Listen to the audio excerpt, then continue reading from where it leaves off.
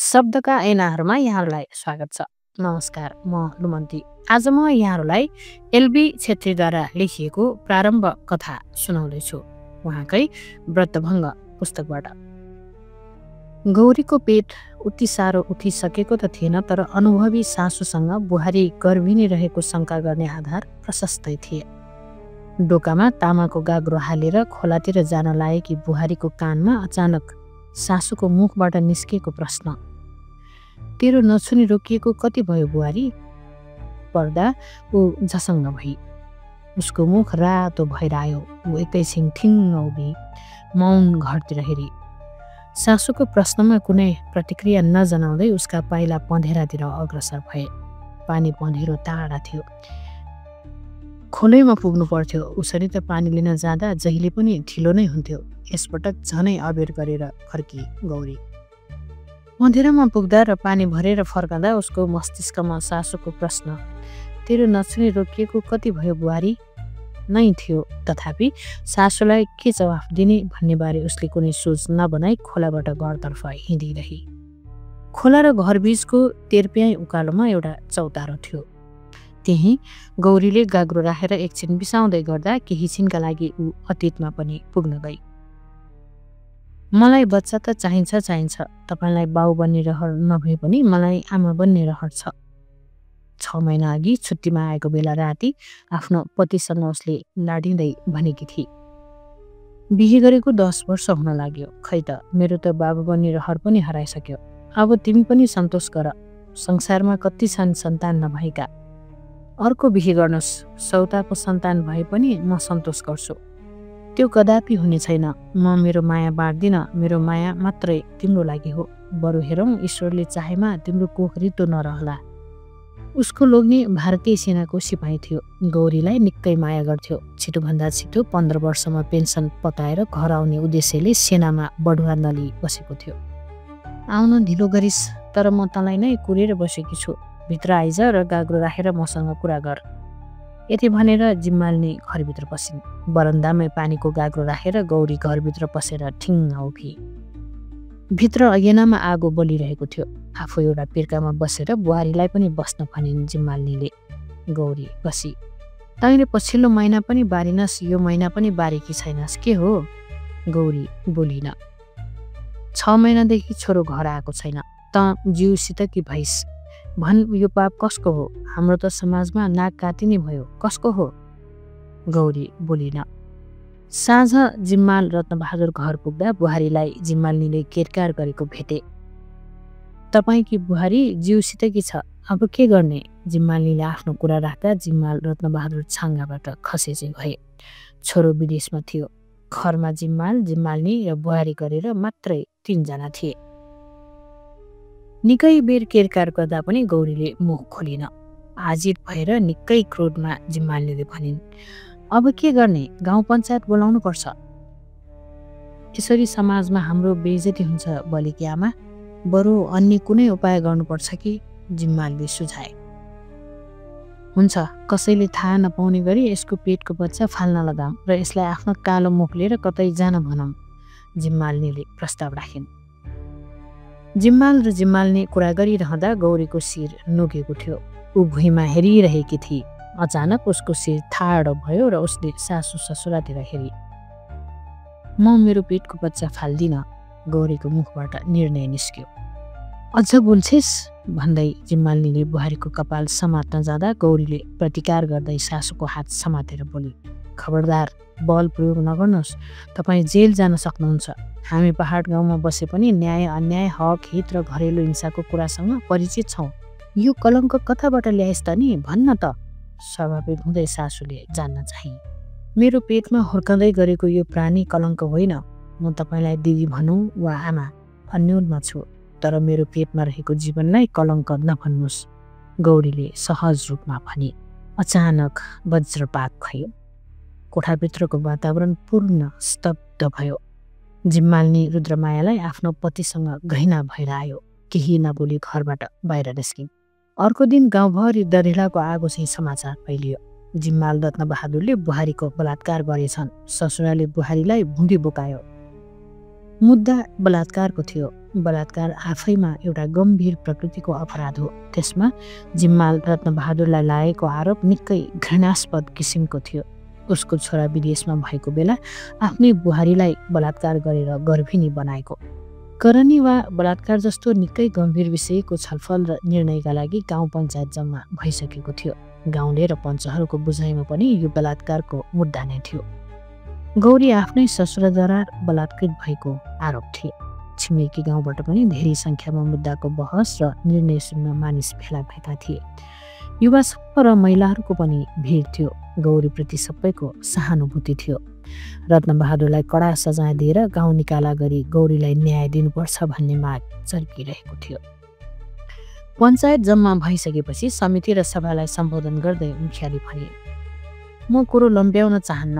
म पहिला जिम्मालनी रुद्रमायालाई आफ्नो कुरा राख्न अनुरोध गर्छु, अनि जिम्माल रत्नबहादुरले आफ्नो कुरा राख्न पाउनेछन्। जिम्मालनी रुद्रमायाले आफ्नो कुरा यसरी राखिन्, मेरो छोरो होस् वा मेरो पति वा समाजको जो कोही पनि महिलामाथि गरेको अन्यायको सजाय पाउन नै पर्छ। मेरो श्रीमानले मेरी बुहारीलाई बलात्कार गरी गर्भिणी बनाएछन्। यो घोर अपराध हो। यसर्थ यो पञ्चायत समाजले मेरो श्रीमान रत्नबहादुरलाई के कस्तो सजाय दिँदा ठिक हुन्छ दिनुहोस्। मुखियाले रत्नबहादुरतर्फ हेरे अनि भने, म जिम्माल रत्नबहादुरलाई प्रष्ट भन्न चाहन्छु। तपाईमाथि आफ्नै बुहारीसँग करनी गरेको गम्भीर आरोप छ। छोरो नभएको बेलामा बुहारीको कोठामा गई बलात्कार गरेको समाजको बुझाइ छ। हामी तपाईँको मुखबाट नै तपाईँको कुरा सुन्न चाहन्छौँ। आफ्नो कुरा राख्न तपाईँ स्वतन्त्र हुनुहुन्छ। मुखियाको कुरा सुनेपछि रत्नबहादुरले एकपटक आफ्नी श्रीमतीतर्फ हेरे अनि बुहारीतर्फ अनि केही बेर भुइँमा हेरे अनि भने, म अपराधी हो। मबाट फुल होइन ठुलो अपराध नै भएको छ। मैले मेरो सफाइमा केही भन्नु छैन। पञ्च परमेश्वर हुनुहुन्छ र यो पञ्चायत समाजले दिएको सजाय मलाई स्वीकार्य हुनेछ।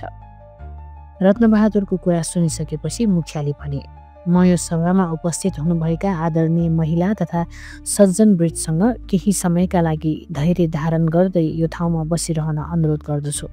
समितिका हामी 5 जनालाई केही बेर छुट्टै बसेर छलफल गर्न अनुमति दिनु।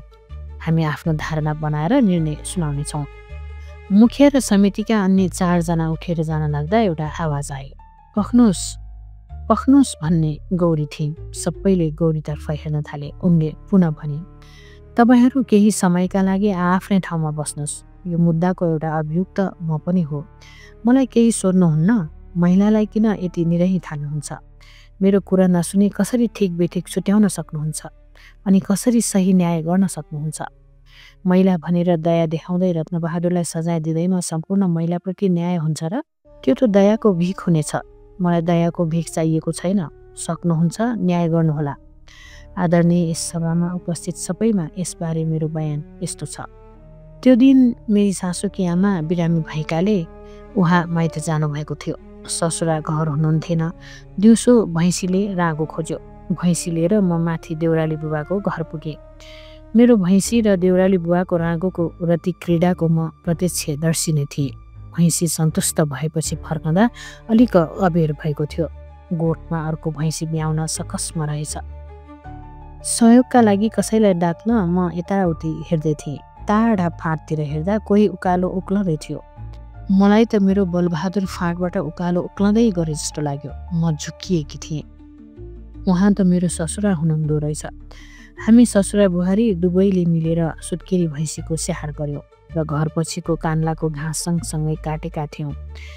घाँस काट्ने क्रममा पनि मैले मेरो ससुराको अनुहारमा देख्दा कता कता मेरो बलबहादुरको छवि देखेकी थिएँ। उहाँले पनि मतिर हेर्नु भएको थियो र त्यो हेराइमा अवश्य नै केही मन आकाङ्क्षाको अभिव्यक्ति थियो। केही अचेतन सहमति बनेको थियो। हाम्रो सामाजिक नाताको दूरी वा सामिप्य भन्दा हाम्रो शरीरको मनोवैज्ञानिक भाषाको वार्ताको प्रभाव होला उहाँले मतिर र मैले उहाँतिर धेरै पटक हेरेका थियौँ।